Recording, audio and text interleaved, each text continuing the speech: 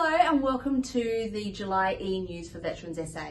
I'm Catherine Walsh, Director of Veterans SA, and with me today you will remember meeting Brendan Kelly from Wellbeing SA back in May when we had our community conversation, so what's happening in suicide prevention in South Australia.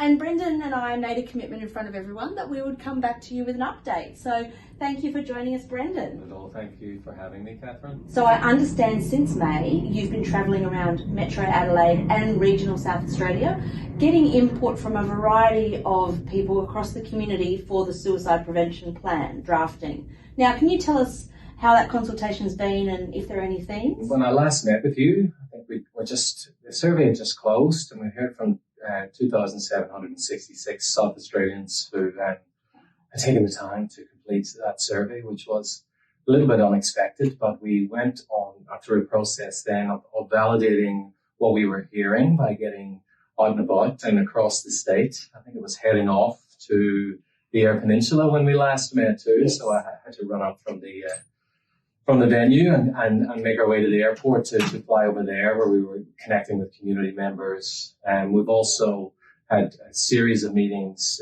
in town here with peak bodies and online with NGOs, service providers, community groups and individuals who have been so generous in their sharing of what can be a really difficult subject to talk about. But we've been blown away by the response. 1 hour meetings have turned into 3 or 4 hour meetings, and many are requesting us to come back and continue the conversation and not be a stranger now. And that's something that we're taking very seriously. Mm-hmm. It's not going to be a one and done for us. Yes, we've got to produce a report on the 10th of September, which will detail what we've heard from South Australians. But we must continue in our work within Wellbeing SA, which is community-focused suicide prevention. We must keep the conversation going. So can you tell us then what is happening between now and the 10th of September? Because that's World Suicide Prevention Day, isn't it? It is World Suicide Prevention and Are You OK Day. We just finished the phase where we've had deeper conversations with stakeholders. Now, from the survey, there was overwhelmingly people indicated the highest priority for them was improvement to service delivery. Mm-hmm. But what we've found now, when we've given people the opportunity to talk more freely, is that they are recognizing that there's more to this. They've identified that we must recognize the diversity of needs, that one size doesn't fit all, it's one fits one. Yes. We've heard that we need capacity building through stronger communities. We've also heard that people want the right help at the right time in the right way. So between now and September, the team here are going to be ferociously working on compiling all of those things that we've heard. So 17 hours of phone data from the phone in. We've had the surveys. We've had over 50 long form written responses.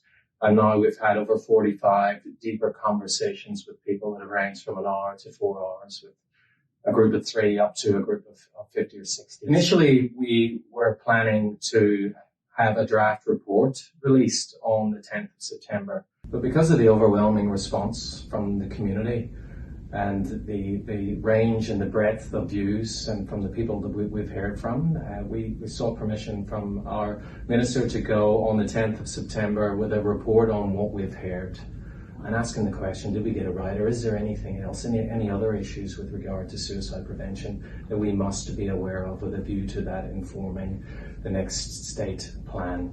Great. So there'll be a period of 2 weeks where people can do that. We're going back to community to ensure that we get it right, and for them, give them an opportunity to raise any other issues that might have emerged between the time that we've spoken to them and at that time, with a view to it informing the plan, which will be tabled later in the year for government to consider.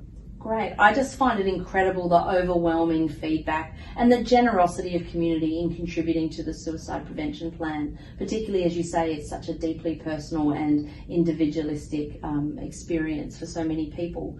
But what I'm hearing is from the 10th of September, when you release the next iteration, and going back to community, that's certainly an opportunity where we can share with our veteran community what you've already heard, and that's another chance for people to contribute and further iterate that plan ready for government consideration. Absolutely. We would love for people to reach out to us in whatever way is comfortable for them. They can go to openyourworld/SA Suicide Prevention Plan, or you can reach us at wellbeingsa.suicideprevention@sa.gov.au, or give us a call on 1-800-955-709. Yes, Catherine, as we've found, this can't be a one and done for us.